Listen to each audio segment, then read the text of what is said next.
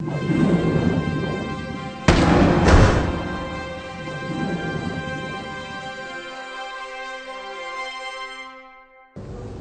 you know, it's obviously a lot of work and a long time, and when it comes down to something, to one small race on the node, yeah, get pretty nervous. Yeah, well, yeah, I mean, I love Weymouth, always have, and I remember when they announced that the games would be in London and the sailing would be in Weymouth. I remember the moment very well, and just dreaming of this moment and being able to share it with all my friends and family. So to be able to just, you know, obviously let them watch me racing was incredible, and then for me to actually go ashore and see them was quite a special moment. I got in a lot of trouble for it from all the officials, but it was worth it. And yeah, obviously sharing the moment with your friends, family, and town is pretty special.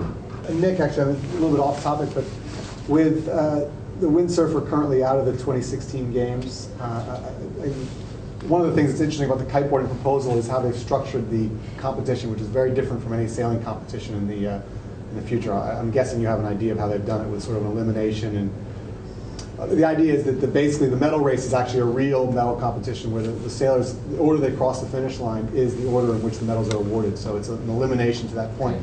So I guess my question is, if you had to start from scratch with windsurfing, how would you structure a competition that might appease both the IOC and ISAF, but also make it fair for the athletes? Yeah, it's an interesting question. It was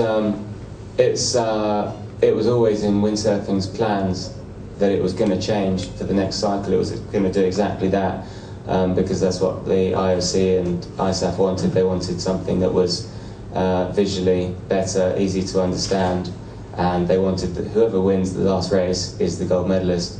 And so windsurfing, you know, they've already put all that in place, and that's how it would change had it still been in the game. So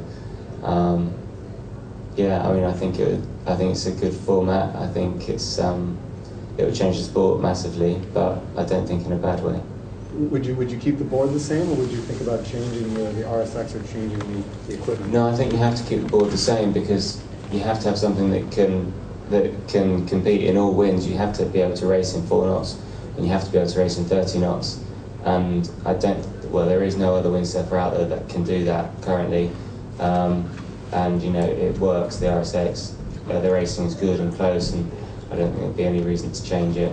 So you know, I'd keep it the same. Nick, after so many years, you know, everything worked out. And do you want to just comment on that the training all worked, and you know, what's it like to actually achieve the goal you set out to do? Yeah, well, it's pretty cool. You know, one of the best moments today was getting back and seeing my support team, the immediate people around me in training. So my physiologist, my physio, especially my physiologist Paul Mullen, and physio Lily. They've just been instrumental in actually getting me to this point. I've had a lot of problems this year, a lot of injuries that I haven't spoken about because I don't want to tell it. I never like to tell anyone about them. But it's just a massive relief to finally get through it. You know, with all the problems, the build-up's never perfect, and it's just nice now to be finished and kind of take a bit of time and do something else. Thank you very much. Well done.